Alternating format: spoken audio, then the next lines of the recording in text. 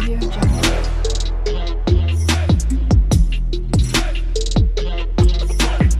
Audio Jungle. Radhe Radhe दोस्तों, मैं आप सबकी होस्ट अंकिता आप सभी का स्वागत करती हूँ आपके अपने चैनल पे। दोस्तों, जैसे कि आप सभी जानते हैं, देवशयनी एकादशी आने वाली है। तो दोस्तों, आज हम जानेंगे कि देवशयनी एकादशी कब है और इसकी कथा क्या है। दोस्तों, वीडियो स्टार्ट करने से पहले एक बात बोलूँगी, अगर आप हमारे चैनल पे नए हो तो सब्सक्राइब कर लीजिएगा विद सब बेल के साथ। देवशयनी एकादशी आषाढ़ महीने की शुक्ल पक्ष की एकादशी तिथि को भगवान विष्णु 4 महीना के लिए निद्रा में चले जाते हैं, इसलिए इस एकादशी को देवशयनी कहा जाता है। इस बार देवशयनी एकादशी 17 जुलाई बुधवार को मनाई जाएगी। आषाढ़ महीने की शुक्ल पक्ष की एकादशी तिथि को भगवान विष्णु 4 महीना के लिए निद्रा में चले जाते हैं, इसलिए इसे एकादशी को देवशयनी एकादशी कहा जाता है। इस बार देवशयनी एकादशी 17 जुलाई बुधवार को मनाई जाएगी।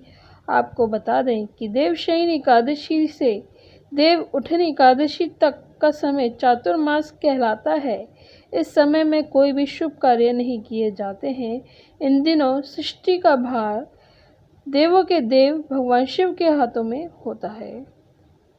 कब से कब तक है एकादशी तिथि? इस बार एकादशी तिथि 16 जुलाई सायं 8:33 से प्रारंभ हो रही है, जो 17 जुलाई शाम 9:02 पर समाप्त होगी। अतः उदय तिथि के अनुसार 17 जुलाई को देवशयनी एकादशी का व्रत रखा जाएगा। आइए जानते हैं अब कि इसकी कथा क्या है। पौराणिक कथा के अनुसार मानधाता नाम का एक सूर्यवंशी राजा था। वह हमेशा सत्य बोलता था और महान तपस्वी और चक्रवर्ती था। वह अपनी प्रजा की देखभाल अपनी संतान की तरह करता था। एक बार उस राज्य में अकाल पड़ने से हाहाकार मच गया। राजा को प्रजा की चिंता सताने लगी। लोग राजा से अपने कष्ट बताने लगे। इससे राजा बहुत परेशान हुआ और इस समस्या का समाधान निकालने के लिए राजा मानधाता भगवान की पूजा कर कुछ विशिष्ट व्यक्तियों को साथ लेकर वन को चल दिए। वन में वे ब्रह्मा जी के मानस पुत्र अंगिरा ऋषि के आश्रम पहुंच गए। वहां राजा ने अंगिरा ऋषि से कहा कि मेरे राज्य में 3 वर्ष से वर्षा नहीं हो रही है, इससे अकाल पड़ गया है और प्रजा कष्ट भोग रही है। राजा ने यह भी कहा कि शास्त्रों में लिखा है कि राजा के पापों के प्रभाव से ही प्रजा को कष्ट मिलता है। राजा ने कहा कि मैं तो धर्मानुसार राज्य करता हूँ, फिर यह अकाल कैसे पड़ गया? आप कृपा कर मेरी इस समस्या का समाधान करिए।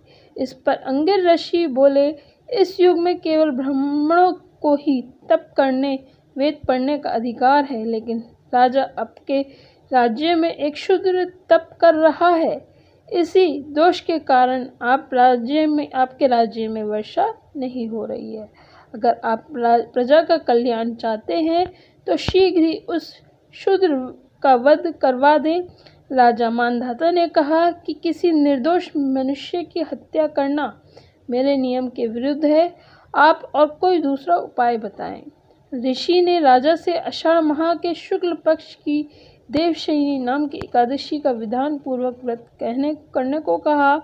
वे बोले, इस व्रत के प्रभाव से तुम्हारे राज्य में बारिश होगी और प्रजा भी पहले की तरह सुखी जीवन यापन कर पाएगी।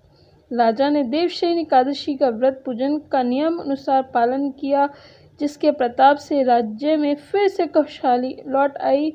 कहते हैं, मोक्ष की इच्छा रखने वाले मनुष्य को इस एकादशी का व्रत करना चाहिए। तो दोस्तों, ये थी हमारी छोटी सी वीडियो। अगर अच्छी लगे तो लाइक कीजिए, शेयर कीजिए, कमेंट कीजिए। मिलते हैं अपनी एक नेक्स्ट वीडियो में एक नए टॉपिक के साथ। तब तक के लिए खुश रहिए, स्वस्थ रहिए, मस्त रहिए।